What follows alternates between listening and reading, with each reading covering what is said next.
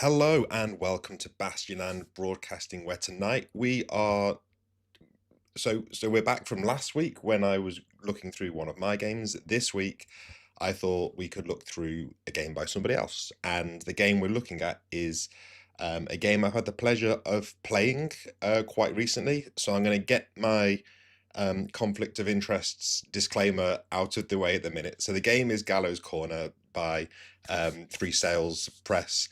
And I do know George Bickers. I'm friends with George.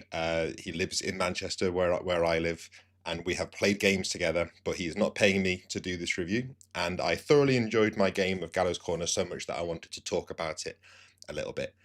So that is my big disclaimer out of the way. So what is Gallows Corner? We'll just jump straight in tonight. We're not doing any of the usual tricks. Well, there is a twist actually. I thought I could get in without any kind of tangent, but we are going to do a quick tangent. If you look up here, you can see that I did this because I grew up watching like charity telethons, and I've never done one myself. This makes it sound like this is charity. This stream is it's really off to a really mixed start in terms of the tone. This is a tracker of the current Kickstarter that is running for Gallows Corner, a Peasants Revolt RPG, and I thought it would be fun to see if anyone at all decides to jump on board as the end of this as a result of this video. So it's currently, I think there's a few weeks left, but there is a link to the Kickstarter in the video description. And as always, I'll say one last time, this is not a paid video. This is just for fun. Okay, Gallows Corner. What is it? It is an RPG set in the Peasants' Revolt of England in 1343. We'll find the actual date out because it's in the book. But the thing that really interests me about Gallows Corner is I was looking at my shelf of books earlier, my shelf of RPG books, and there are no games on there that are historical. Well, that's not true. I have lots of historical games, but those are all war games. I can go and pick up 3 or 4 different medieval war game books off the shelf, but I cannot pick up a single historical RPG. The closest I've got is like, I guess, Pendragon, but that's very much set in a mythological past, even if it does follow a calendar, I guess, of a real place. The closest I had was Cartel by Mark Diaz-Truman, because that takes place in the real world and there's no magic or mythical elements to it. But that's not history either, because that's kind of set present day. So I think it's kind of funny that we have so much in common as a hobby with war games, but there just isn't that historical sort of tradition that you get. There's lots of games where it's like it's historical but there's magic, or it's historical but there's monsters. So I was really interested to look at how Gallows Corner does that. Okay, I'll get the pitch of the game out of the way first, and then we'll look at what's in the book, and I'll sort of relay my experience actually playing this game, because it's been a good year for gaming so far. I've managed to play like 3 or 4 sessions already this year, and this was one of them. Okay, 273 years before we killed the king. 229 years before the Gunpowder Plot. 5 years before the Peasants' Revolt. In 1376, they hanged one of us at Gallows Corner. Okay, I was about 30 years out with the date. History, it's been a while since I did history. So this is a game by Three Cell Studios. George Bickers, Jeremy Bloom, and Joel Kilpatrick make up Three Sales. And that I'm going to give George a taste of the medicine that I've been getting for the last 2 years, because anytime anyone looks at Mythic Bastion, and what's the first thing people say? Oh, the art, it's beautiful art. Don't look at those words. Who cares about that? It's the artwork is incredible. And the artwork is incredible in Mythic Bastion and in this book. So I want to give a heads up to Joel, who did all of the art for this book. His style is awesome, and I've loved flicking through it. Okay, so Gallows Corner. I'm not gonna actually, if you've not been through one of our read-throughs before, I'm not actually gonna sit and read through the whole thing. I've had a flick through this earlier. I didn't look all the way through it. I'm leaving some bits blind on purpose. But I've looked through and I've picked out some of the things that I think are cool, things that might sort of let you know whether you're interested in this game or not. But also, because this is set in medieval England, is there anything in here, if you like Mythic Bastionland and you're playing a Mythic Bastionland game, is there anything that you could take out of this book and kind of use in your Mythic Bastionland game? So the game is set in the late 14th century. It's set after the passing of the bubonic plague, and during the start of the Peasants' Revolt, sort of uprising, which we learn here began in Essex and lasted a few bloody weeks and ended with the beheading of one of the insurrection's many leading figures, Wat Tyler. So we get a little bit of history. We get it's a nice grounded history. It tells you like what's it like to live in England at this point. It doesn't really go into like, you know, royal family trees and stuff. It's the details of what does it matter to you as a working class person in England in the 14th century. Sorry, a little bit of bubonic plague there, just lingering. Okay, so like I say, this is a historical game. It does go to lengths to say that this is like alternate history, and I think that's a nice middle ground, because then you haven't got the problem of thinking, oh, it's too scary to run a game set in history because I don't know all of history, and I'm going to get it wrong. Instead, it says, well, you can run it as an alternate history, sort of capturing the mood of the time, the main events, but if you change some details, that's fine. And it does that while still maintaining the concept of there's still no magic monsters.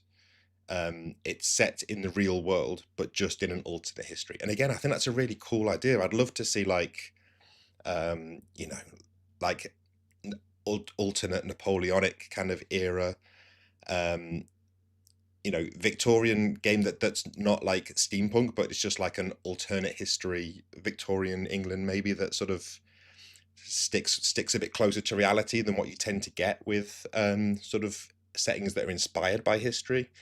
That would be really fun to see. Okay, we get the letter here that is sort of proclaimed by the revolt. We get some note on safety tools, and what I thought is cool here is it doesn't when you're doing a historical game, you're placed in a difficult situation where it's like, how much of the unpleasant stuff do you want to include in your game? And I won't read out the whole page, but this I think does a nice job of saying that, you know, some of those things are going to be in there, but here's how you can use them. And I think that's for a game like this, you kind of owe it to the history to address those things rather than just completely sort of smooth over them. Okay, how to play. So I'm going to give a very, very brief overview of the rules. This isn't going to be a how to play kind of game, kind of video. You have a character who you're building dice pools when you try and do something difficult, basically. But as we'll get to later, you're not always rolling.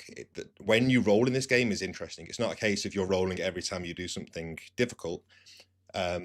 There's sort of a way around it, which we'll get onto. But essentially, you're picking up dice from things like your job, your trade, which is kind of the broader area that you work in, and your experience dice, which are kind of like they're your traits, they're called. So your physical, emotional, and intellectual.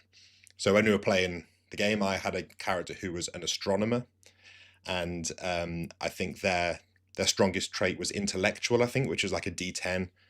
So if I was doing something that used my intellect and my astronomy skill, I could pick up both the dice of that type that are listed on the sheet and roll them. And you're basically looking for I believe it's 5 or more on a single die. So it's a nice straightforward, grab a bunch of dice, roll them, look for the highest, try and get 5 or 6. Character creation. Now, again, being set in history, one of the cool things about this is your characters all have you kind of all have a unifying culture and history. So when we played the game, one of the things that we sort of outlined just briefly at the start was how old all of our characters were. And depending on our age, that sort of told us, well, how old were you during the 2 big plagues that have just happened? So if you were a younger character, you might only remember one of the plagues, but if you're older, you may have lived through 2 of these huge plagues. And again, it just kind of sets the scene nicely. Okay. Trades and jobs are kind of your defining thing of your character. You do have traits that say like how much you rely on your physique and your intellect and your emotions. But I think I had George on my podcast and we spoke a little bit about Warhammer Fantasy Roleplay and how that sort of all the stuff with backgrounds in there, how it makes your characters feel very real and like working people. This kind of goes really hard on that. So as we're going to see, I think there's 6 different trades, and within those, there's like a bunch of different jobs. I should tell you how many there are. We'll look at it as we go. So the body is a trade. So these are people who do work that relies on their body. For most in this world, their body is the only asset they possess. And for many, even that cannot be said to be truly owned. So these are the closest you get to character classes. Like I say, they will give you a die that is kind of used whenever you do anything related to that. And they're all very nice, grounded careers that just looking through them tells you a lot about this period, tells you a lot about this world, about the type of people that you're going to be interacting with. Benjamin Lloyd asks in the chat, who did the art for this? Joel Kilpatrick did all of the art all the way through for this. He's the kind of, I know he's done the vast majority of the art for 3 Sales Press stuff, but I think he's very much the in-house artist for that. So if you are a labourer, you will have a die that you can add to the dice pool anytime you do anything related to being a labourer. And you get a nice description here of what that means. But then you also get to choose a skill, and we'll look through these 4, and we'll pick one of them for our labourer character, and then I'll explain how they actually work. So your skill could be strong back, which is years of digging, fetching, and carrying have twisted your shoulders and spine. That much is true, but have also made you strong as an ox. You can be counted on to carry more than your fair share of a load. Or maybe you were stealing rest. It's always the same with the young uns. Leave them to it and they'll work themselves into an early grave. You know that you can only keep doing this job if you find moments to rest wherever you can, and you're good at knowing when to down tools for a breather. So these, at first, they sound very abstract, like they're not abstract, but broad. Like they're not skills like digging. It's kind of like an approach or a little trick of the trade, I guess. And not many of them. Some of them do feel a bit more like traditional skills, but a lot of them are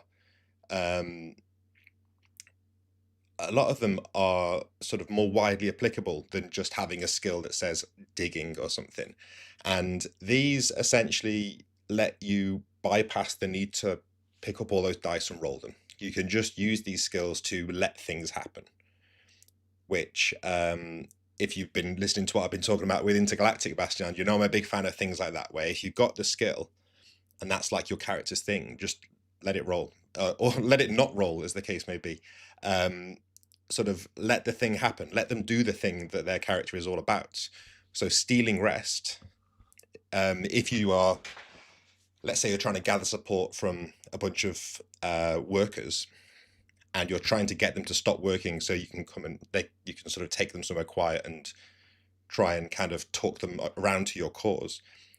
I would say stealing rest is perfect because you're sort of convincing them to take a break, take a breather. You're making them feel like they're not sort of skiving at work. They're taking a well-earned rest. You can kind of talk to them on that level.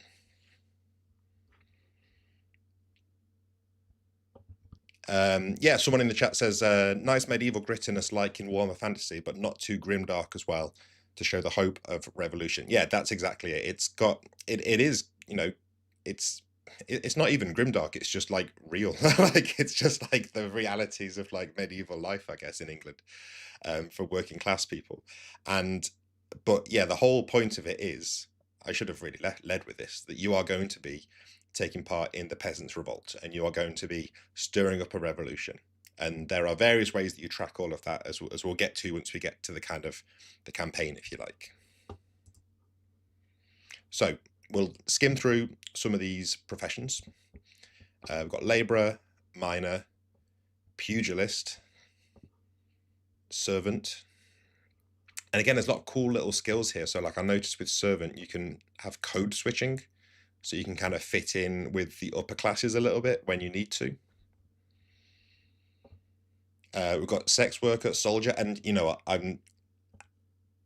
This is what I'm talking about. Gambason representation, finally.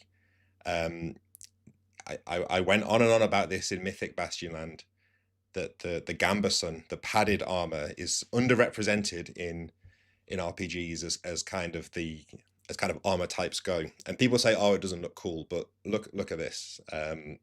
It looks the opposite of cool. It looks quite warm, actually. But this is, you know, it's medieval England. We're going to need some padding. But yeah, I love seeing this proper padded armor. So so we had 6, did we? Yeah, so we have 6 trades within each, no, 6 jobs within each trade. I think there might be 8 trades now. I've started to think about it. So the earth are the people who work with the earth.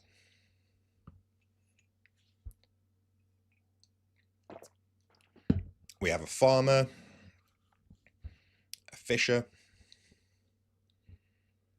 forester, herbalist. Forester is cool because I remember, again, you can tell this is not a paid video because I'm going to be going off on tangents about other games.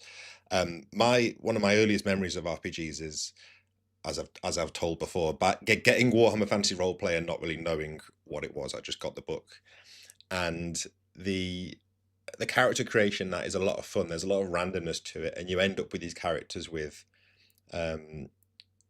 very grounded backgrounds. Like the Ratcatcher is the famous one, but more often than not, you're just going to be like a carpenter or something that's less cool than a Ratcatcher. And I remember like rolling characters up for fun for the first time and getting a forester. And it says a lot about the setting of Warhammer Fantasy Roleplay that like a forester is one of the coolest things you can be, because you actually get like I think you got like some animal traps and like more cool stuff than like the baker or the miller was getting. So I always think forester, it sets off a little memory in my head every time I see it. Yeah, so things like you can be beyond surveillance. There are many benefits to losing yourself in the forest, but among the best is that you cannot be seen by those who want to keep you under observation.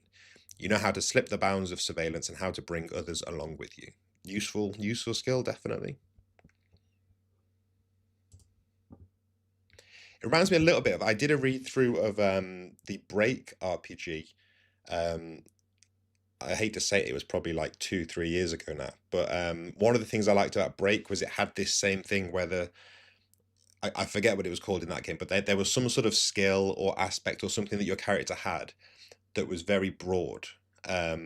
Like I remember one of them was something like sensing the tides for a fisherman, and it was about sensing the tides of the sea, but you could also kind of abstract it away to like seeing trends and patterns, I guess. But I do like that kind of thing. I think it's a tricky one to do well, and I think it works here because they're very well written and very fitting to the setting. I think if everyone has these very abstract skills that are very broad, I think players can sometimes find a bit overwhelming, but I think these ones have got a nice balance to them. I do like the Marshman, he's cool.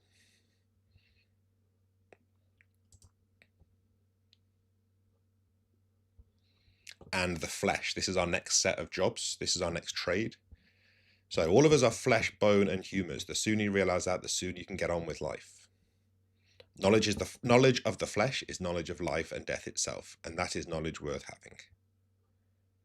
Yeah, people who deal with, yeah, like the flesh of, like, whether it's medicine or torture, or obviously barber surgeons and butchers.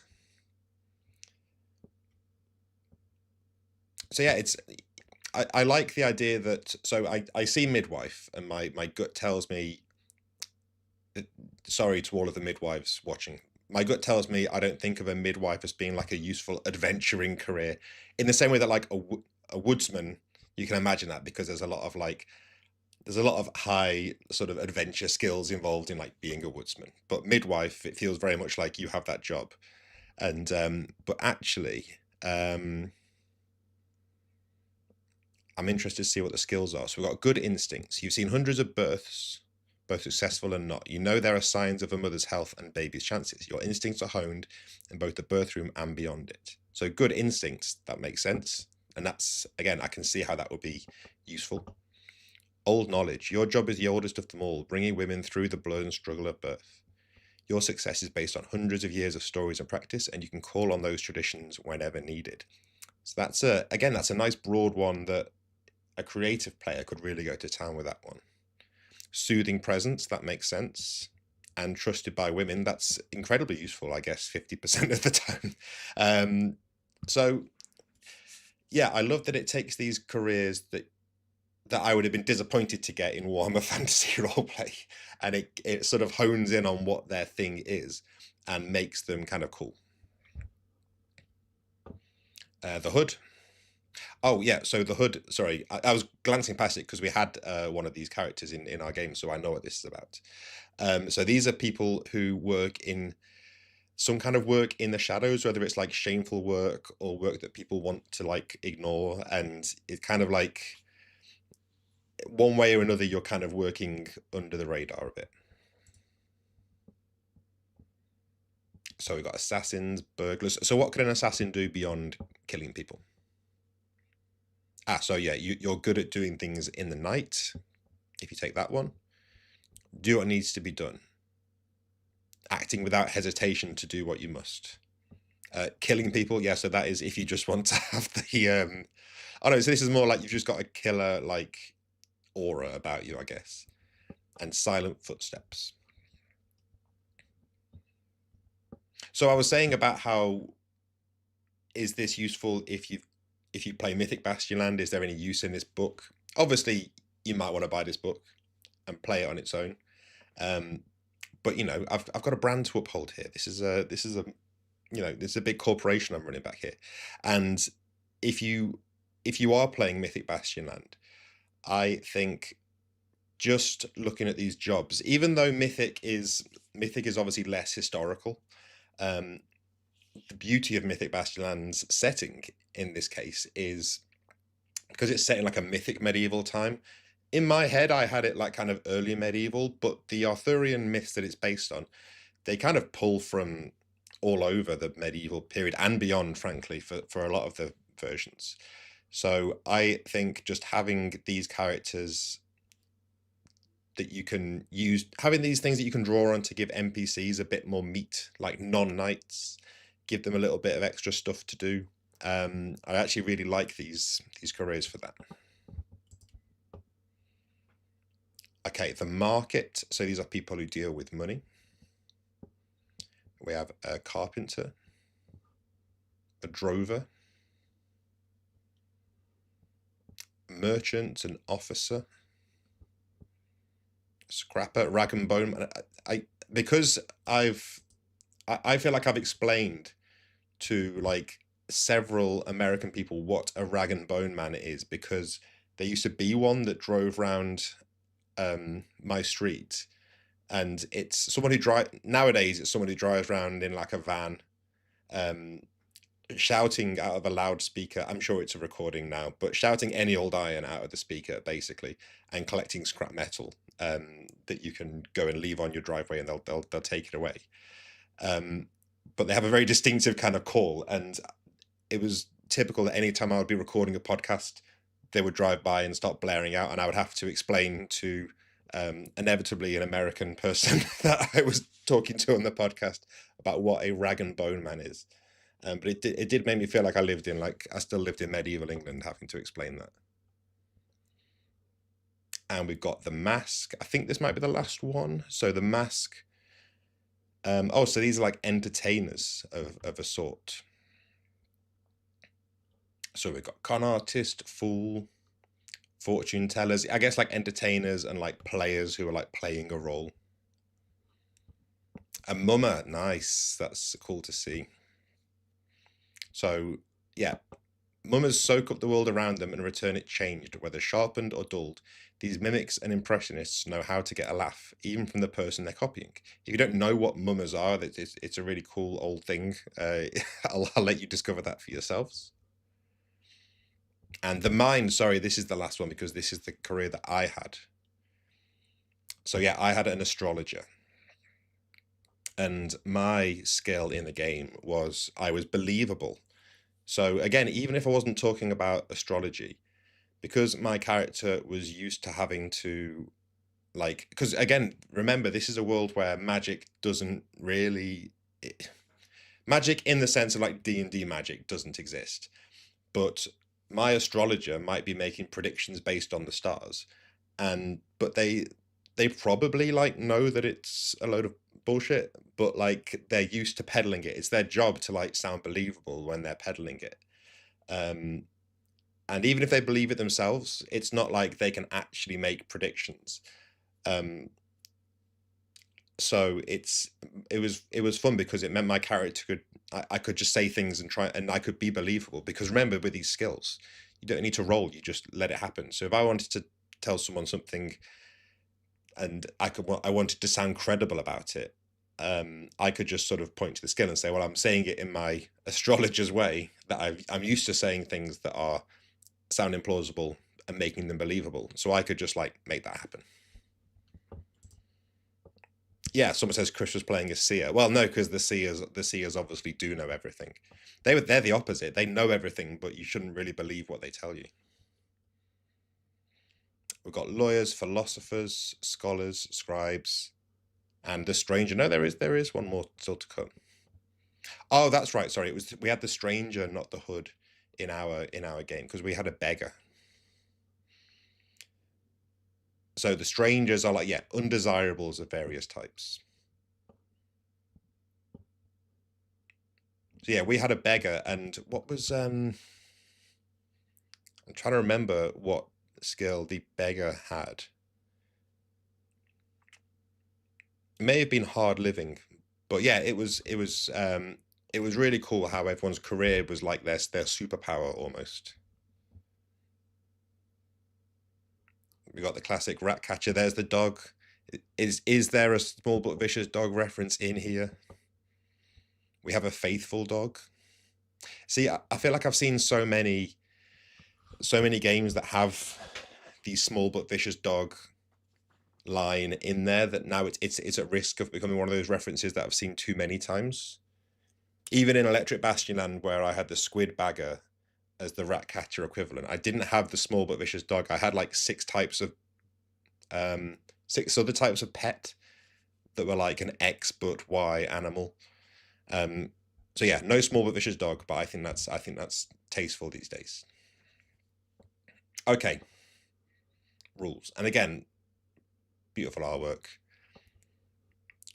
There's some quality polearm work in this all throughout this book. So the core rules. I've given you the summary already, which is you're going to be taking dice from... In fact, let's jump over to the character sheet. You'll be taking dice from your experience dice. So whichever one of these three you're using. So if I'm doing something physical, I'll take my physical die. So let's say that's D8. If my trade fits, I will take my trade die. So if my trade was, what was it, the mask, and I'm doing something that's kind of playing a role, I would take that. And then if I was the mummer, and if I was like, well, this does also fit my job, I will take that die from there as well. So you're potentially rolling with like 3 dice, and I'm sure there are ways to get more from like advantages and things. But really, it's as simple as that. You're taking the dice that match what you're doing, rolling them, and looking for 5 or 6.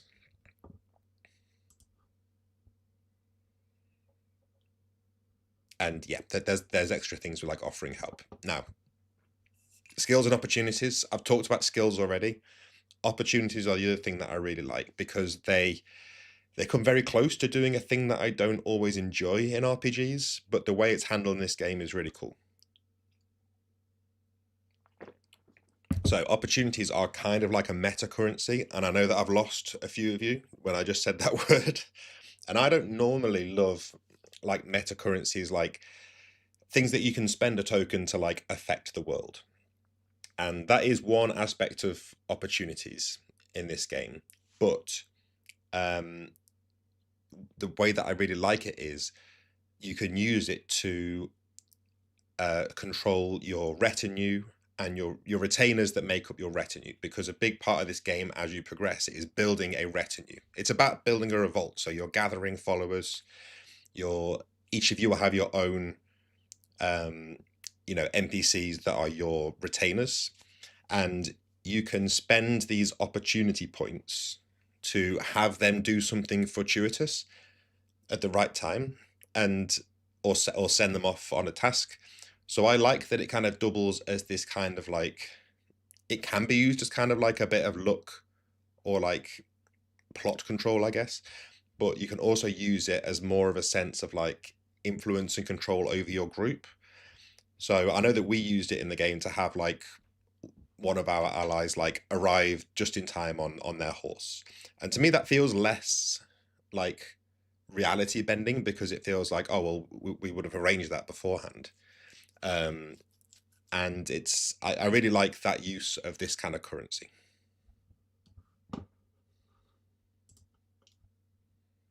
And then we have advancement. You can level up your job, you can get new jobs, and so on. Oh, and I was told that any blank spaces here are going to be filled with artwork as we go on.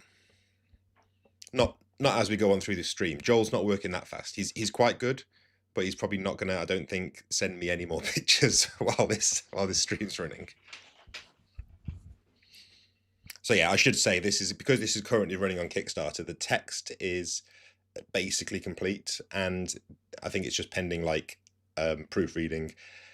But the artwork there are a couple of gaps where there's going to be a bit more artwork coming in. So influence and control. This is your goal, is to gain influence and overcome the control of an area that you're in. So usually that's a geographical area, whether it's like a county or 100, which is like a subdivision of a county, and you're trying to get enough influence that you have more essentially you want to have more influence in the area than the control that the crown has over the area, and then you've kind of risen up and not quite like taking control, but you have you've kind of achieved your main goal in that area. And then the game turns into kind of it kind of grows quite big in scale when you start to look at the maps at the back of the book, and it turns into this thing of like you're trying to get as many counties under your influence as possible, and trying to sort of overcome all of that control. Yeah, so here's another one of our big gaps for artwork. So retainers, we spoke about them a little bit already. The cool thing is that you sort of gain them as you go up in I've already forgotten what the word was. Influence? Yeah, influence. As you gain influence, you will gain retainers, and these can be brought up as backup characters for your character if they were to die. And I think that's really good, because I think you need to have the threat of death in a game like this, because it's a risky it's a risky situation for these people to be a part of.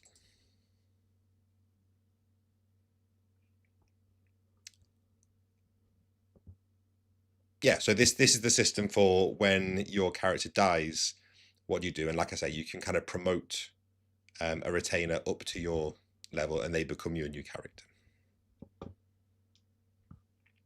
Combat. Now, this is the other thing that I think is really cool. So combat is kind of done like any other role to begin with, but the thing that I really like is it makes combat feels very visceral, even though a lot of the time you're not dealing with wounding people. You're not rolling, because my natural thought for this is it's a historical game. My first instinct was, oh, it should all be about like, you know, detailed wound charts and like infection rules. And again, maybe that's just my Warhammer Fantasy like background coming through. But instead, combat in this game is all about this diamond on your character sheet. So you start the combat standing, and if you win a round of combat against your opponent, you basically push them back one space normally. I think you can push them back more than one space, or rather you're pushing them kind of clockwise around this diamond, and they go from standing to knocked back. If they're already knocked back, they get knocked down, and then they are retreating. And if you've got someone down, they're kind of at your mercy basically. So that's when you can kill them. So it makes combat feel very much like it is this kind of rough and tumble grappling thing and people getting knocked back. And I do like that it's not just about like constant like, oh, I wound you a bit and then you wound me a bit and we're just like chipping away at each other. It feels very much like a desperate brawl, and it's all about this positioning. And being down is really bad. Like these affect how many dice you can roll. They affect your final result, I should say. And yeah, I found the combat to be really fun. Really fun and like quick and brutal, and like you would want combat to feel in a game that's essentially about like civil disorder. You wouldn't want it to feel like fencing. It feels like brawling and grappling.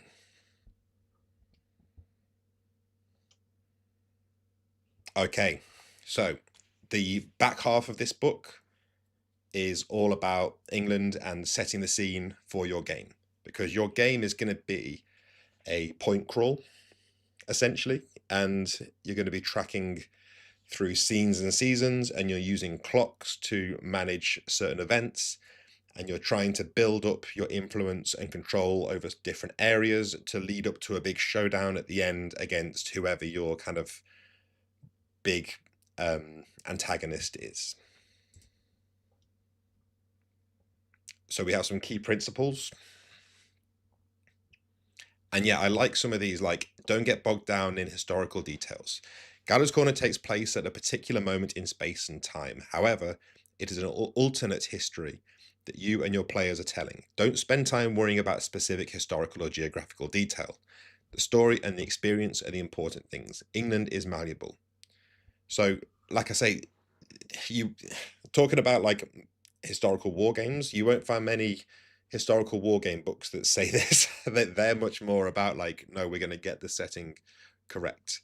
But here we are exploring a historical setting, but you are given the sort of reassurance that you're not going to do it wrong. It's more about getting the feel of it right. So we've got some more key principles. Hope and hardship are two sides of the same coin. Start local, make travel exciting and dangerous. Yeah, nice.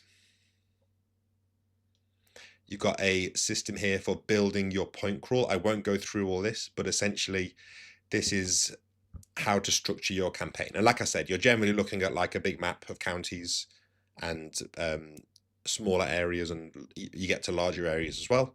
And you're trying to sort of take over these areas for your cause.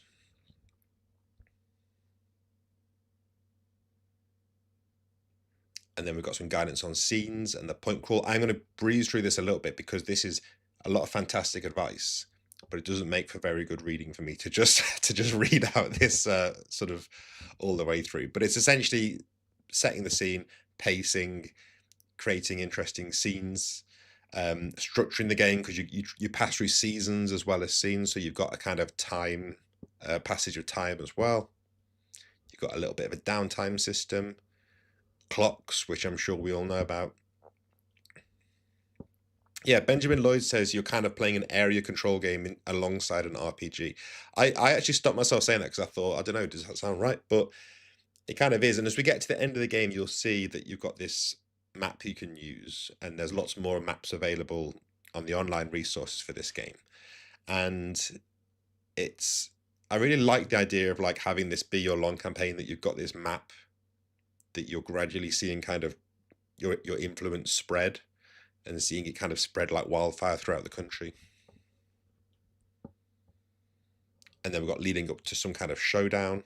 So it's interesting because you've got this area control system, and you've got like a point crawl structure, but then you are still dealing with like scenes and a more kind of dramatic pacing, rather than being like super simulationist about it. Like it's not a hex crawl.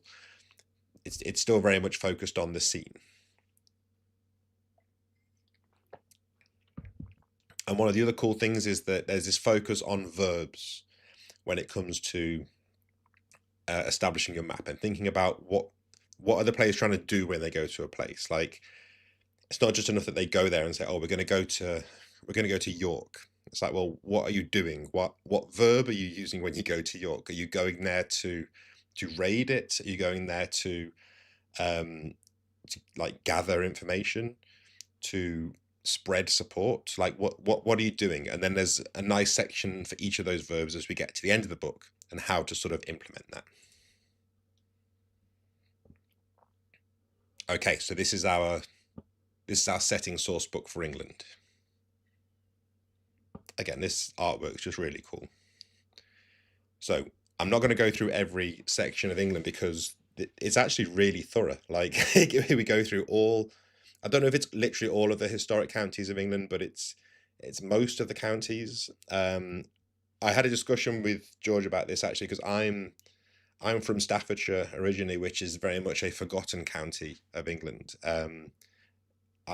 There's not much to say about it, and I'm interested to see. I stopped my preparation read through of the counties here, because I wanted to get to the Staffordshire one without having seen it. So I'm interested to see what he's done with Staffordshire. It's a part of England that is rarely represented in any medium, let alone RPGs. So we have London, we have areas of London like Westminster, Aldgate, Southwark, Newgate. And for each of the areas, we get like a little description and then like a little hook. Yeah, so these are like individual little stories that could happen within that area. And this is a kind of broader description of what's there. Oh, and then we get like a more specific adventure at the end, like a little one-pager almost. Essex and East Anglia. So Essex is kind of the core of the peasant revolt in this game.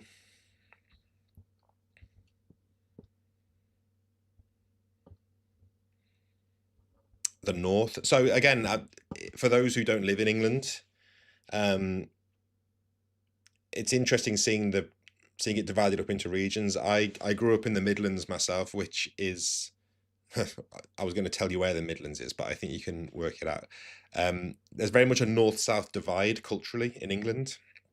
And being in the Midlands, you feel like you don't belong in either necessarily. I spent my university years in Portsmouth, which is very much right down on the south coast. And people used to make fun of me for having a northern accent, when I'm very much not from the north. I'm from the Midlands, and I now live in the north, just to confuse matters. But yeah, as such, I'm keen to get to the Midlands section because I like to see Midland representation, because I feel like I've spent my life hearing about the north and the south, and the Midlands often overlooked. So I'll glance through Lancashire, because that's where I live now. Would have been part of Lancashire originally. So you get a description of it, and then what's the hook for Lancashire?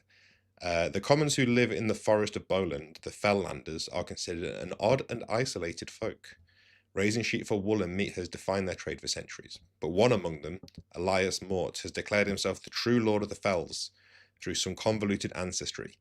He takes a black sheep's fleece as his symbol of office and has set up a false court deep in the fells. So I guess he's a guy to get on board with the revolution, I suppose. Or potentially an antagonist.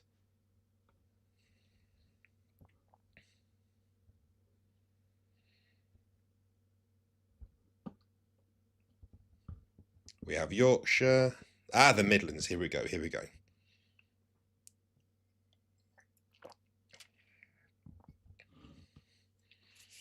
Oh, so here we go. So yeah, if London's greedy and never satisfied as the ravenous stomach of the country, the north is its armoured torso, and Yorkshire is the soul. Essex and East Anglia are its hands, their grain and harvests and hard work keeping the body fed.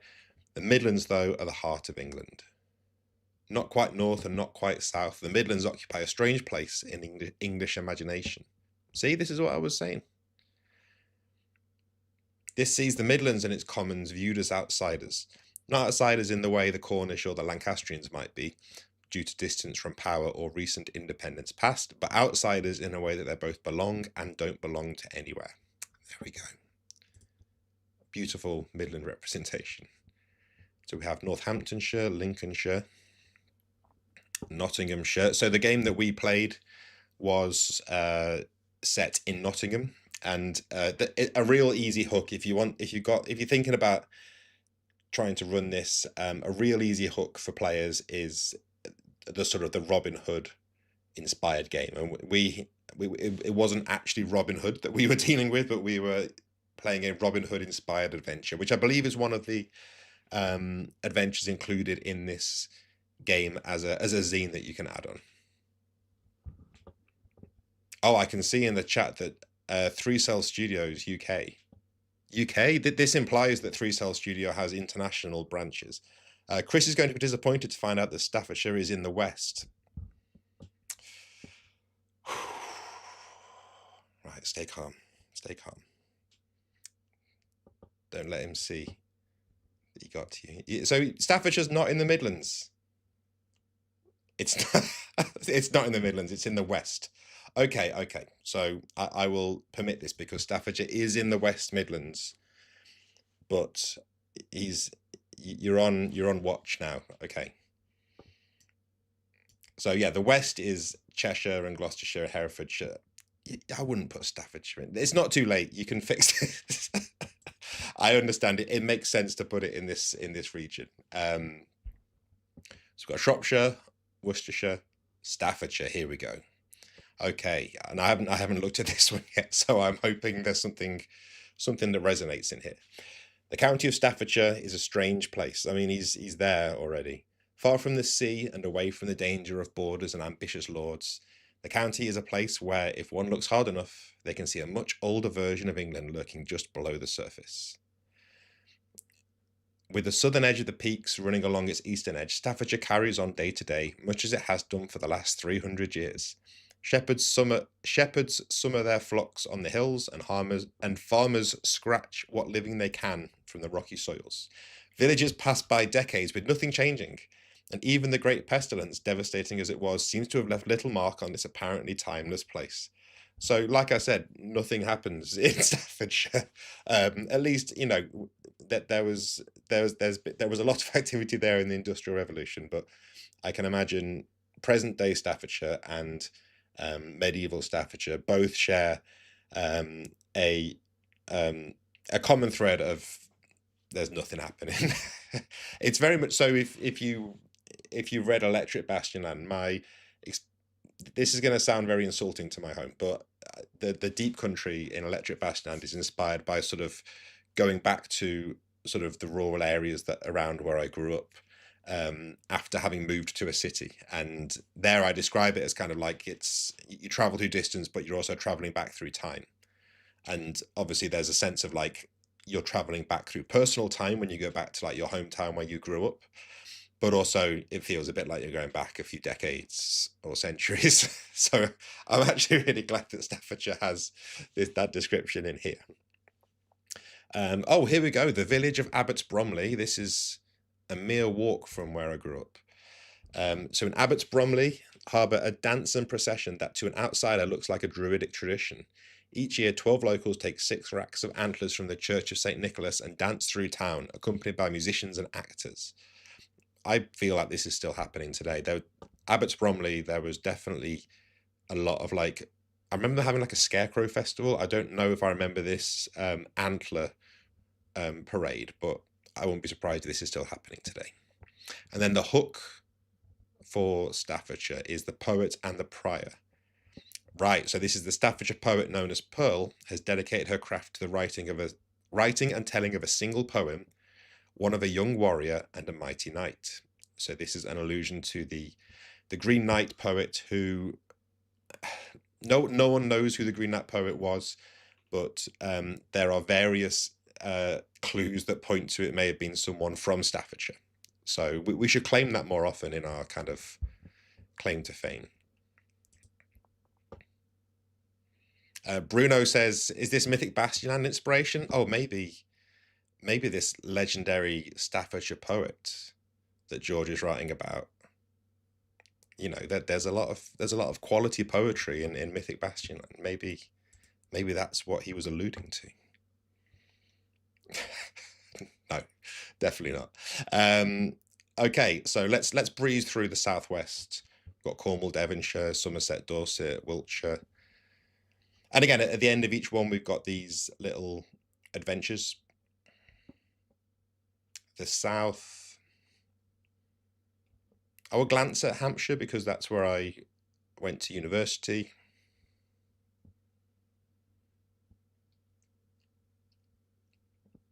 Oh, okay.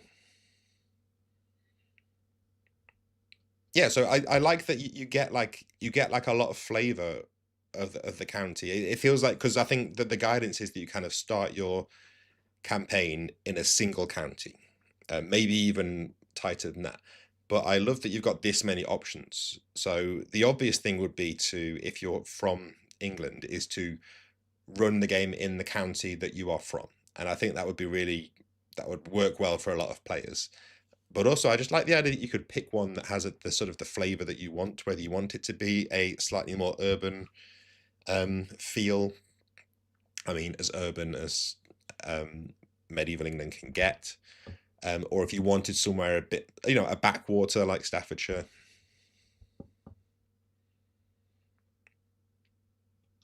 Okay. And I did skip ahead to this section when I was reading through the English.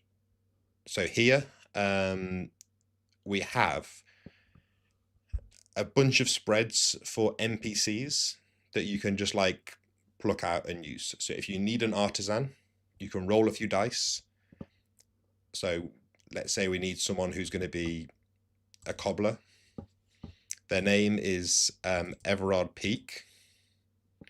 Their motivation is they want to outdo their rival. Their background, oh no, I see. So this is their background. This is just examples. They're a lens grinder. They're wealthy and they're middle-aged. And their vice is they intimidate newcomers. And then you've also just got, so, random tables, believe it or not, I really enjoy random tables. But it is nice as well to just have an NPC you can grab and go. So if you just need someone, you've got a seamstress here, done, and she's ready to go. And then we have the same for criminals, farmers, performers, pilgrims, servants, traders, bishops, monks and nuns, and everyone you could possibly want. There are a lot of these. This is really thorough. So again, I'm like, these are some good random tables for just like generating Mythic Bastion and NPCs. I'm not saying you should only buy other books to use with my games, but that is one of the better uses for them. And then I think this is the last section of the book. We've got the scene suggestions. So like I said, there's a big focus on having a verb for whatever scene you're doing. So these sort of give you, if the players say they want to go to, let's say, Destroy in York, let's say, they then get to choose, you can use these prompts to kind of suggest actions for, well, what are you actually trying to do when you go there? We know that you want to go and cause some mayhem, but these are like examples of scenes that you can do.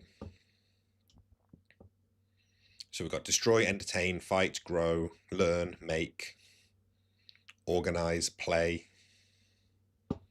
sin, tempt someone to sin, honor the old ways. Yeah, there's just so much cool little guidance here. And then you've got other verbs, just little bits of guidance. And then at the back of the book, like I say, you have got these maps. So you can use these, like I said before, almost as like an area control kind of game. And this is a zoomed in map of London. And that is the back of the book. So that is Gallows Corner, a Peasant Revolt RPG by Three Sails and Three Sail Studios.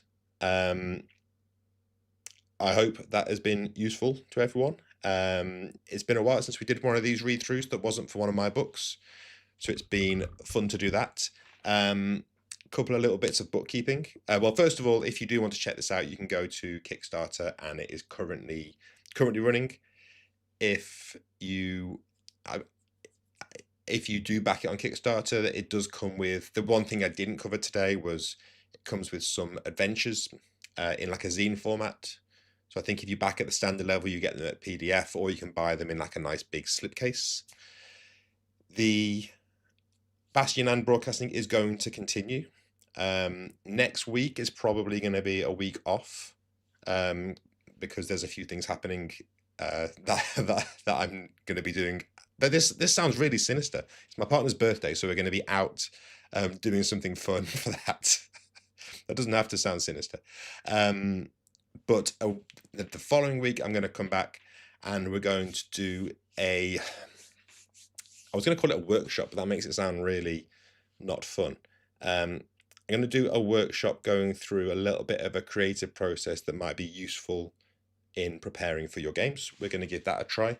And then after that, I think probably the week after that, we're going to maybe do a read through of Mac Attack, because I have not done, it's the one of my books that I've not done a read through deep dive yet. And that'll be a fun one to do.